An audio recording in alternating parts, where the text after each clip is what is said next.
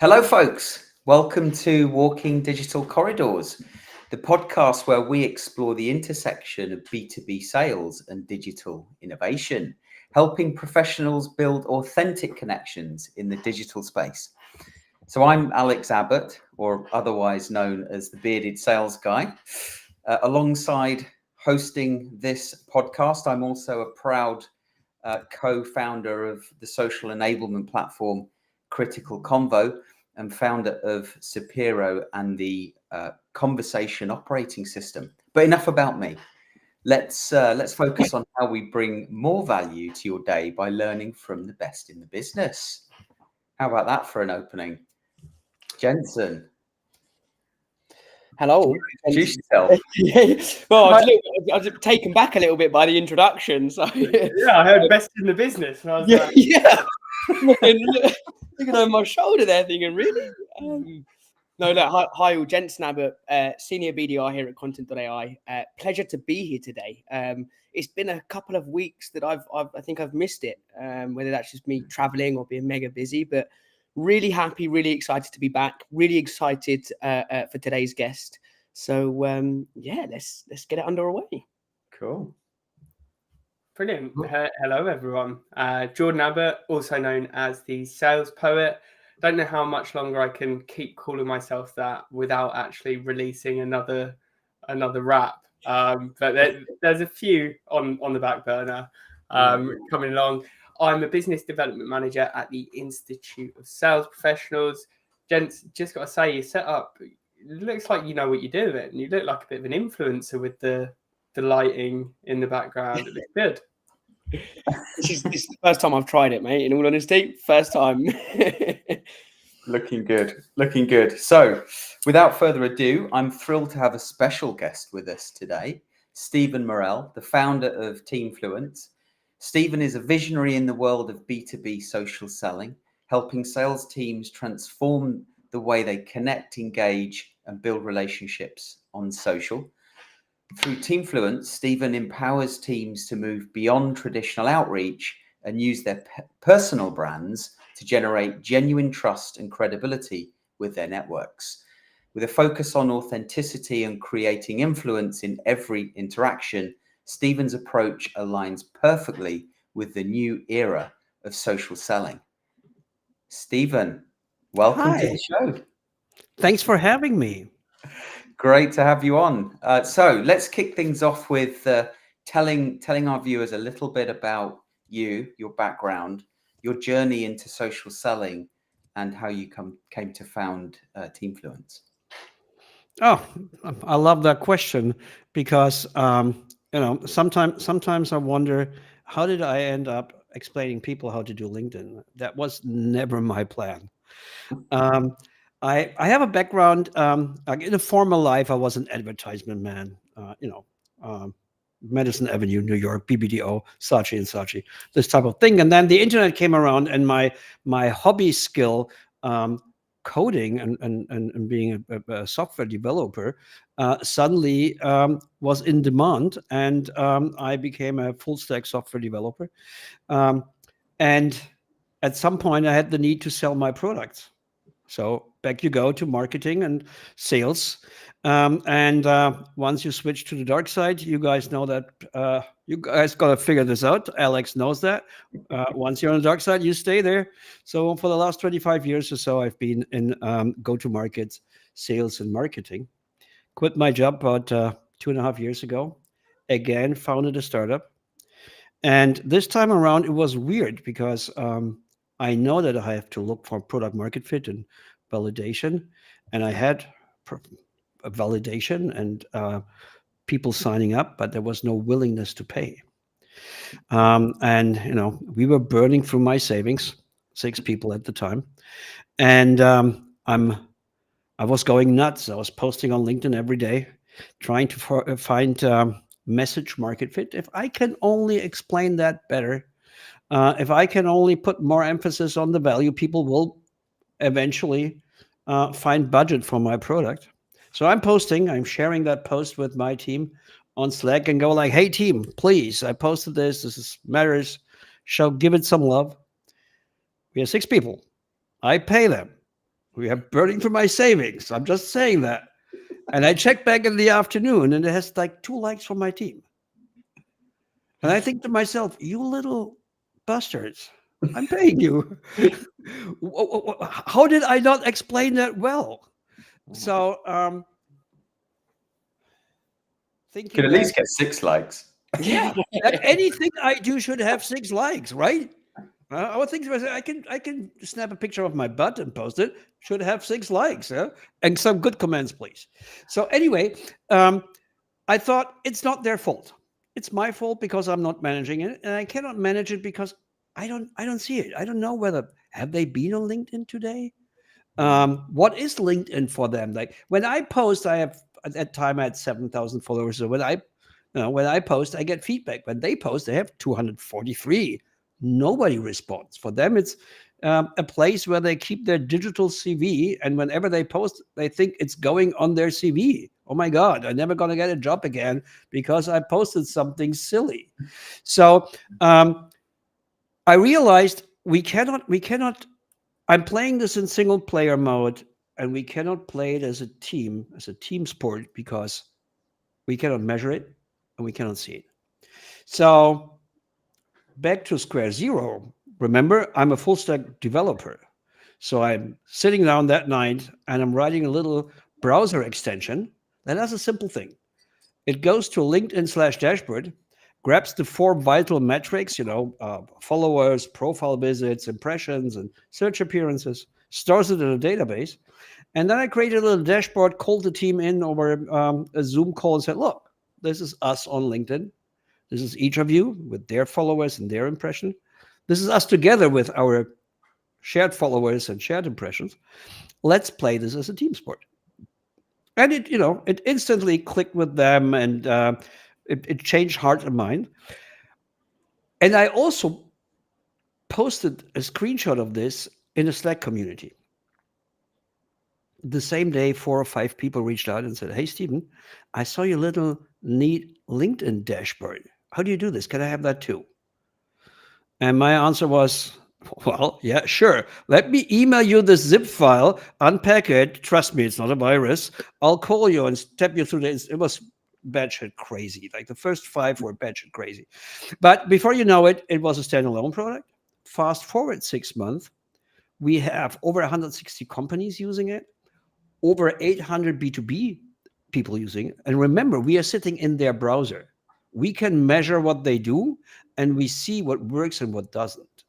So, at some point we understood we are sitting here atop of tons of behavioral data that we can analyze and draw conclusions from. And based on this data, we started building, the first evidence-based social selling platform for B2B teams.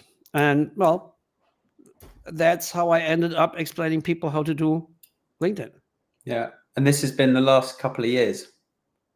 That was, I think it's exactly a year ago, a little bit over a year ago, that we got the first paying customers. Yeah. That was about a year and a half ago. Then, suddenly at some point somebody said, oh, this is awesome. How much do I owe you? What do you mean? Like money-wise? I said, I don't know. And then he went like, yeah, you have to know. Like I said, $99 for a year? And I thought, fine, how do I pay? I'll send you a Stripe link. And then that, bam, was the first, the revenue.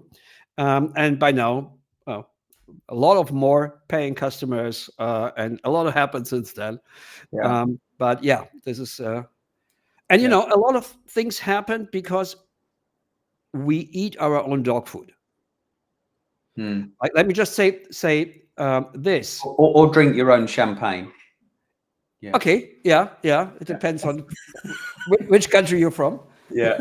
Yeah. We scratch our own itch. I think there's a lot of ways to say this.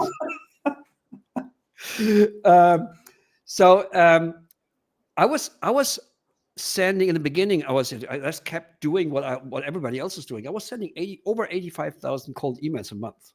Yeah. I shut down everything like in May, June this year because our pipeline was full. And it's not through brutal cold calling, cold mail. Nobody does that anymore. Well, in some cases you can still get away, but I don't know for how much longer.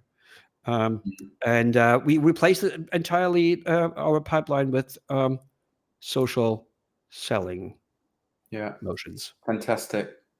Like we've all seen, we've been on our own social selling journey as a family for the last 3 years, and we've seen we've seen a lot of change. The boys have certainly been through their own inflection point from traditional to a more modern social selling approach, and it sounds like you've seen a lot change in just the last 12 to 18 months. But what would you say has been the biggest shift in how social sellers are engaging with their audience today?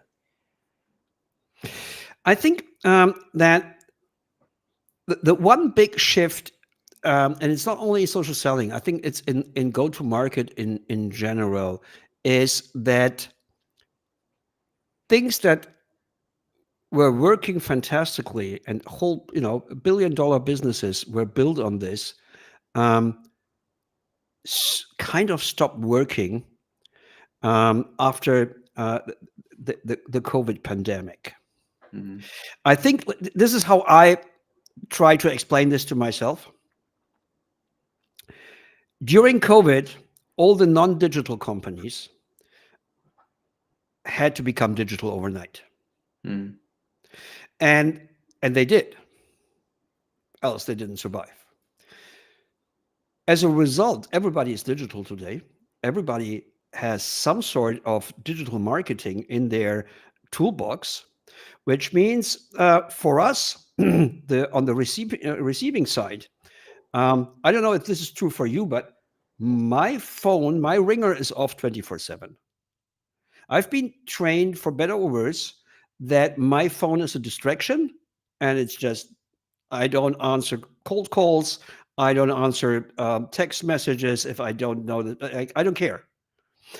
I don't know what your inbox looks like, but my inbox, there's hundreds, if not thousands, of unread email. Inbox zero, forget it. I just open this and look for names I recognize, and I answer this, and everything else I just ignore. So if there are people out there that are somewhat like me, cold calling and cold emailing becomes harder and harder.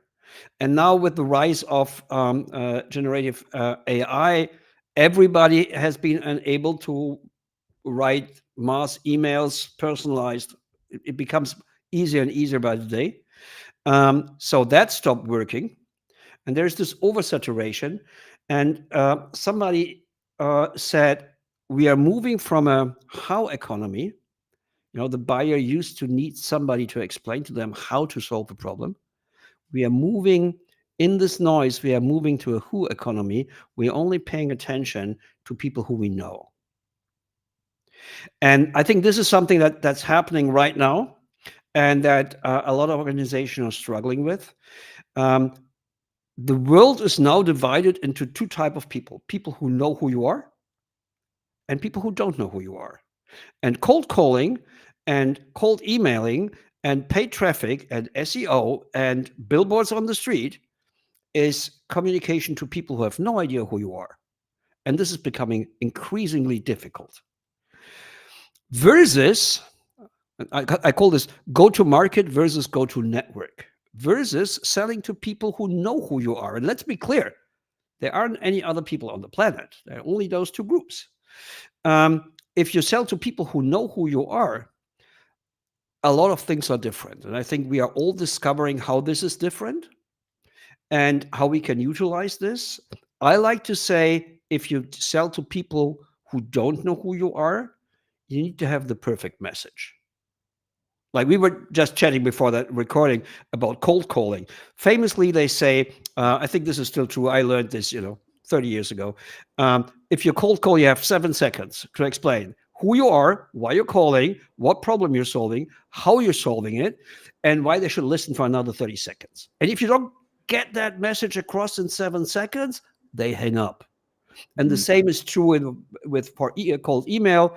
If you don't get this across in 54 words or less, they just mark it spam and stop reading. So billboard on the street, 0.2 seconds attention span from a car driver, 0.2 seconds. What is that? 1-2 words that you can put on this. So you have to have the perfect message, and you have to press it in this tiny slice of attention that you get. And if you don't press it in, you're out. And social selling is totally different. Total selling, it doesn't matter how you start the conversation. Like, think about meeting the perfect prospect on a conference. It's the perfect title, perfect role, perfect company, perfect industry, perfect geography. Everything is perfect. You meet that person after the keynote at the buffet in the lobby from the conference hotel. Come on, it doesn't matter how you start the conversation. You can talk about the keynote, how you got here this morning, about the weather, about the quality of the coffee or the quality of the keynote. Say something. Say, Jensen, hi, my name is Steven. Are you from your tag? You're Jensen. What do you do? Nice to meet you. You start a conversation. And then as long as you keep having this conversation and as long as you ask genuine questions, at some point that person will turn around and go like, what about you, Jordan? What is it that you do? And that's the moment where I go like, finally, thanks for asking. Let me tell you. And then you tell them, and it's always a relevant conversation if it's the perfect person.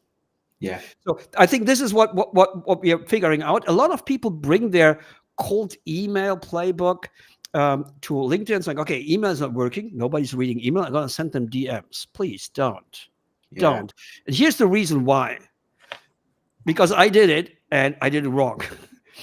Sometimes I open, there's like somebody's first contact. I don't remember. So I open the message box and I go like, oh, shit, man. I cold pitched them back in 2017. How do I get back from this? There's this message sitting. It says July 17th, 2017. Hey, we are serving blah, blah, blah to companies like yours. Oh, my God. It sits there forever. You're just scorching your network. You're burning it to the ground, and it doesn't go away. Cold emails, like people delete them and forget. But DMs don't do that, man. No, they don't. It's far more personal. Yeah, go, Jensen. No, I was just gonna say I'm really happy you've said that. I'm really happy you have just said that last bit, because look, I'm on the receiving end of some of these messages. I see it every day, and you see it. The email doesn't work, so they take the same template of an email, right? It's it might have been viewed, didn't click, nothing like that on a link that might be in it. So they'll take the same email, the same layout, transfer it over to LinkedIn, and they think that is going to be the golden bullet that gets them a response. Yeah, there is a huge misunderstanding, I think, in the industry as a whole, what social selling really is. Yeah. I was doing some research recently into obviously the number of users on LinkedIn. I think it's debatable depending on what you read, but it's around the billion mark, and within that there seems to be around 140 million users in some sort of revenue facing role, so like account exec, sales, customer success, but only 10 to 15% I think are using sales nav, or it could be a smaller percentage are using sales nav, but it's believed that 10 to 15% of those revenue facing people believe they're doing some form of advanced social selling. So there's a massive percentage of the market that isn't doing or following a method doing advanced social selling. So on that note as well, right? So I'm going to use that example. So when I joined Content.ai, someone turned around, and obviously my main way of outreach is social selling and building relationships. And someone turned around and said, well, I've got a higher social index score on LinkedIn than you. This is someone who never posts. This is someone who never engages in other people's posts or inserts themselves into network conversations. But because they're doing something, it's obviously their score is high. Then actually when you flip it and you say, and you explain it to the individual, well, actually, this is the methodology that I follow, this is my process, and you show them the difference, that's when I find it clicks. But also, back to your point, Alex, I think there is a massive kind of, I don't know what to call it, but people think they know what social selling is, and they think it's just being able to send a message on a social platform. And it's actually quite scary when gone. Yeah. So I was going to say, with that in mind, I'd love to hear from Stephen, for those that are newer to social selling, that are listening to this podcast, from your perspective, could you explain what social selling is to you and what you see working? I would pick up what Jensen said. I can tell you what it's not. It's not some vanity metrics. So if somebody would say to me, I have a higher social selling index, I would respond with, great, then buy Sales Navigator, because LinkedIn wants you to buy a Sales Navigator license. This is why they invented the social selling index. By the way, how many meetings did you generate this week from LinkedIn? Let's compare this. Because there's a simple truth out there. Impressions don't pay rent. No. Deals do. And the precursor to deals is a meeting. And by the way, if you want to measure something, if you really want to have a metric on LinkedIn, then the precursor for a meeting is a profile visit and not an impression. You know what an impression is? If I take my phone and I scroll through my timeline and then I scratch my nose for a second and a half and I keep scrolling, that was an impression. Why? Because I stopped scrolling for a bit here. LinkedIn counts this as an impression. So if you have 5,000 impressions, you have 5,000 noses that were scratched, as far as I'm concerned, as long as they don't turn into meetings.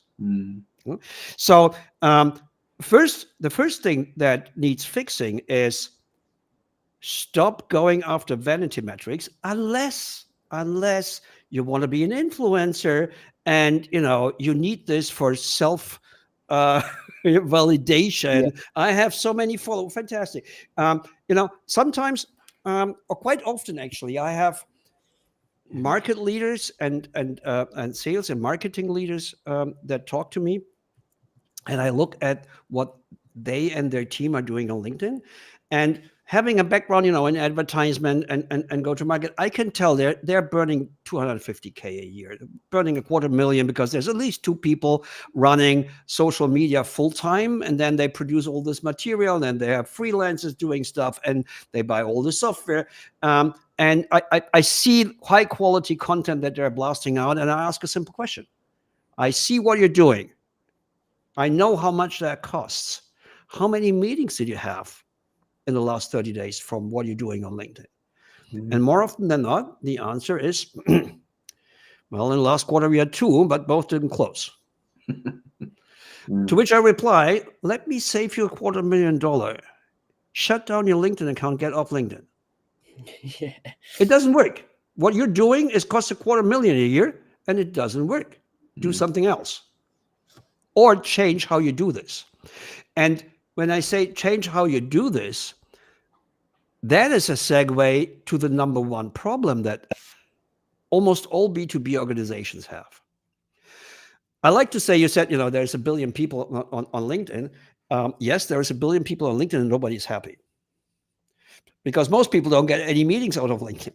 And the reason for that is that when they try to implement this, social selling, I like to call it the go-to-network motion. When they try to go to the network, they find out they don't have a network to go to. Their sellers simply don't know anyone they could be selling to. And why is that? Because they're doing LinkedIn the same way they do Insta or Facebook or what have you, by posting content. And if you just post content in single player mode, then you grow a network of organic contacts. Let me translate that. That's family and friends, buddies from high school and university, current and former coworkers,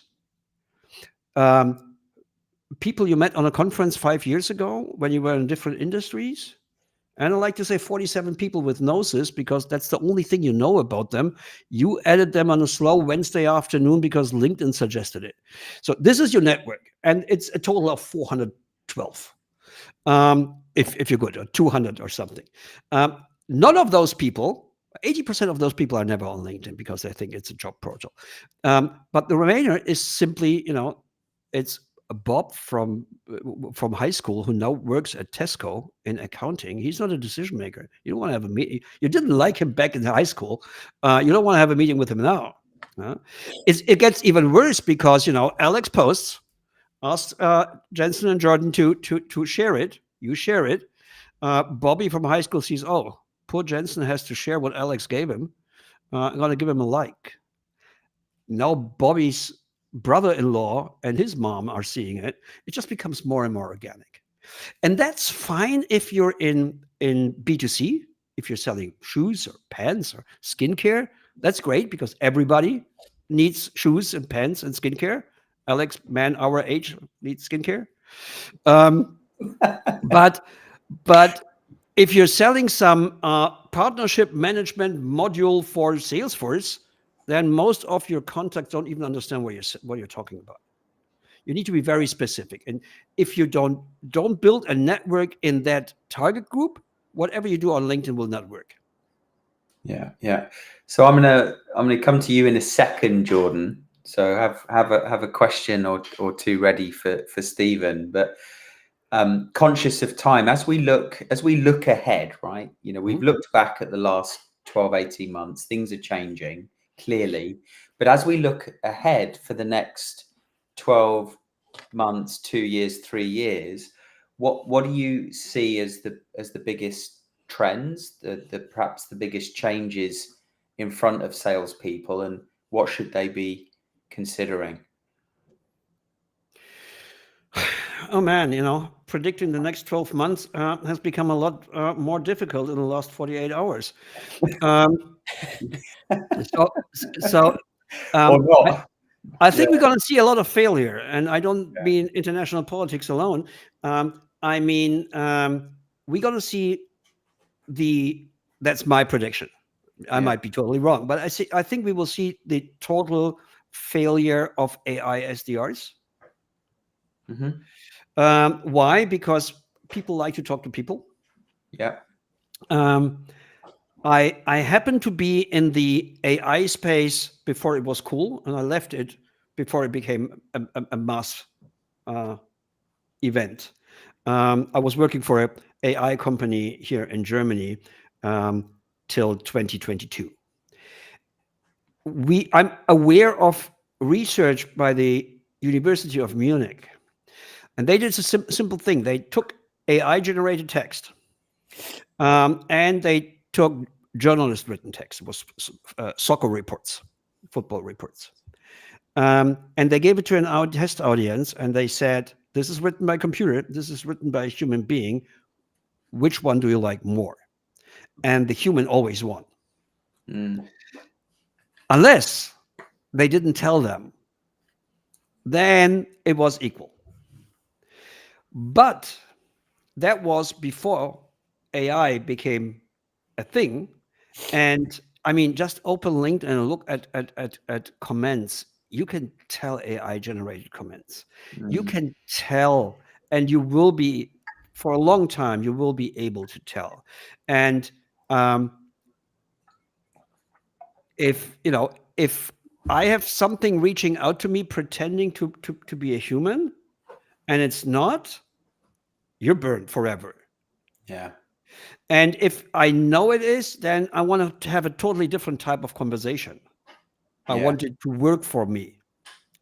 There's actually a friend of mine has just founded a company, Peel.ai, where they offer this. You can go to a website and talk with the AI to answer all your questions before you book a call.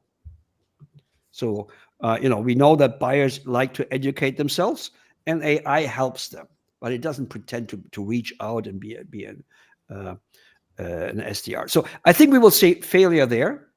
I think we will see the rise of AI wingman, is what I like to call it. If you need to increase, if you want to do social selling and you want to scale this, then you need to increase the amount of conversations that you keep open. Well, we know common wisdom, only 3% of buyers are capable of buying right now, which means 97% of buyers are not capable of buying right now. But you want to keep this conversation going.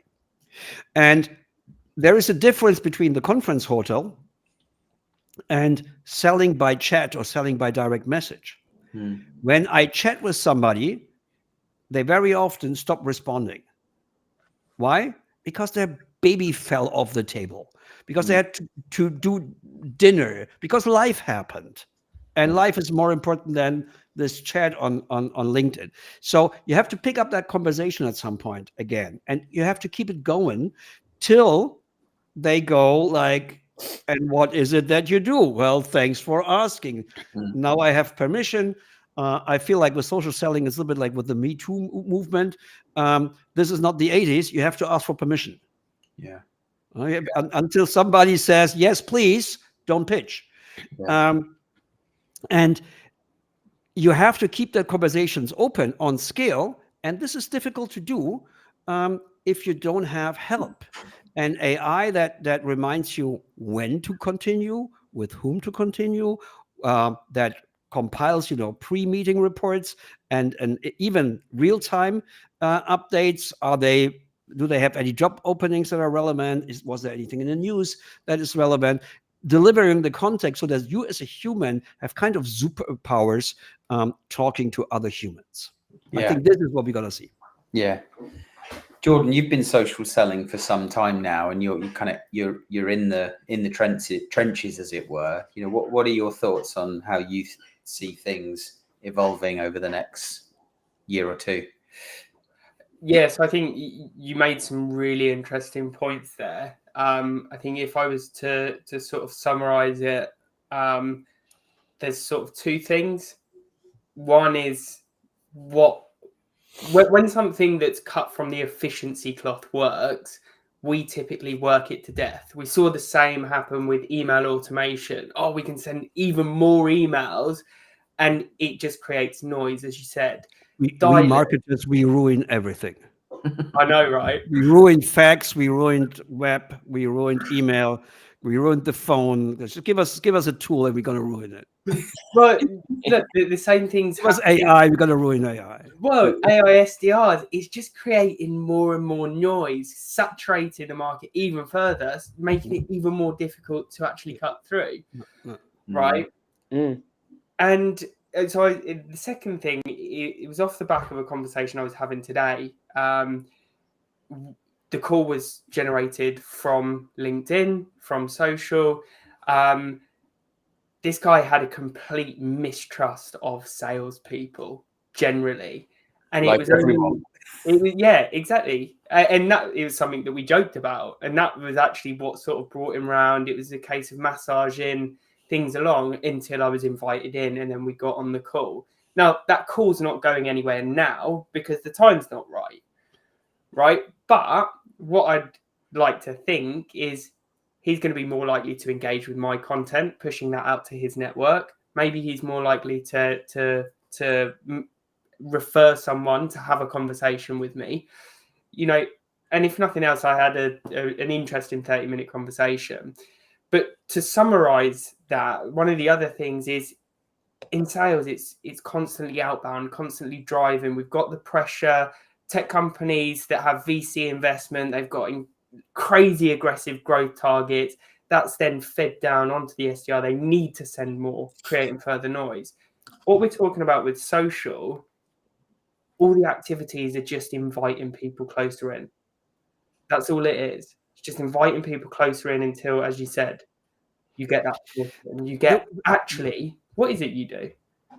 The way I like to think about this is when I meet somebody new, and be it on a conference or because I send a connection request, then in the beginning I'm a total stranger. Nobody wants, like everybody's suspicious of total strangers. Nobody wants to be pitched by a total stranger. Nobody wants even to reveal their annual goal, their problem, their challenges to a total stranger. You have this type of conversation with what I call the trusted advisor. And those are two different social positions. Total stranger, trusted advisor. So how do I travel from total stranger to trusted advisor? And I like to think about this journey by investing three things. Number one, T, as in time spent together. The more time you spend with somebody, the more you become a trusted advisor. Number two, value. Do they get value out of the time that they spend with you? And number three, social proof. Can you provide social proof? Do other people show that that they care about you and the value that you provide? So what does that mean in social selling? A lot of we all are social animals, so we all have a basic understanding, and this is why everybody thinks they know what social selling is, because we are social animals. So they start out, they send a connection request, and then they start out with a little bit, small talk. Hey, I saw that you're based, blah blah blah, and I also went to this high school. Go Tigers! Terrible. Don't do that. And then they start moving from total stranger towards trusted advisor, but only 2-3 steps, and then bam, they pitch something, and they just blew it. It's so hard to come back from this, because now they have revealed their deck. The other side knows, oh, you don't want me, you want my money. Screw you. And it just lost all the trust and the social standing. What you should do instead, and this goes back to, we are post Me Too. You have to wait. You have to wait and travel this way till they really turn around and go like, listen, I'm having this problem. Isn't that something that you're dealing with? And now, thanks for asking. Yes, I can help you. Tell me more. So the question is, how can I deliver time, value, and social proof? Maybe not on scale, but scaled. And here is an observation, and I wonder whether you agree. I believe that time spent on my content pays into time with me. If I record a 50, like if people watch the recording of what we are doing today, and they find what I'm doing, what I'm telling them is helpful, then this is value. I have Alex and you guys here. Well, that's social proof, right? And they spend, half an hour listening to this. This is time spent with me, even if I'm not there. Mm. And we could never do this before on conferences because, I cannot send a recording of me to a conference. But I can upload a recording of me, a helpful recording of me with great social proof to LinkedIn, and have other people spend time with me and start traveling from. And if you think about this, there's a bunch of people that you've never met, but they were helpful on LinkedIn. And where you go like, yeah, I would totally ask them for advice. It's time spent on their content. Yeah. So look, we're coming towards the end. If you could leave our audience with just one action item to improve their social selling efforts, what would it be? Send 25 connection requests per day. Like seriously, if you have a paid LinkedIn account, you can send 25 per day or 200 per week. You do this on 365 days a year. Half of them accept it, you're adding 5,000 people to your contact list. And the second thing? And the second thing is stop posting, start commenting. Okay, like that. We're running a benchmark study, and we found that commenting alongside the humanized content has the biggest impact. Oh yeah, I can back this up. We saw this in the data. Was one of the biggest surprises for me personally. Commenting has on big accounts. Don't try to comment on your prospects, because your prospects are not posting anything. There's nothing to comment. Take the keynote speaker from the last big conference in your space. Check if they're active on LinkedIn. They probably are. They probably have a large audience. Start checking them every day. And whenever they post, be there and comment. Commenting is the number 1 driver for profile visits. Profile visits are the precursor of meetings, and meetings are the precursor of deals, and deals pay rent. Comment on them, and the impact is something like 25x higher than postings. It's crazy. Yeah, brilliant. And if you're trying to find those people that your prospects are listening to, go and look what your prospects are commenting on. Have a look what they're engaging with, what content is interesting them, what people are talking sense to them. And you can do that by going show all posts in the activity section and hit comments. Great way to do some research and also drop some comments, as you said, Stephen. Let me share a quick hack for the audience as a final giveaway. Yeah, if you don't know what to post about, here is a super simple hack. You go to Google. For the younger listeners, that's a website, not a voice assistant. You go to Google and say you're selling to logistics managers, and type in conferences for logistic managers. Find the conferences. Look at the last year's conference and who was the speaker and what were the topics of the keynotes, of the master classes, of the workshops. Because here's a secret. If you want to convince people to pay multiple thousands of dollars for an admission ticket, fly to a location, spend 3 days in a hotel and on dining out, you better have some workshops with stuff that interests them. So the people who are running the conference, they've already figured out what your audience is interested in.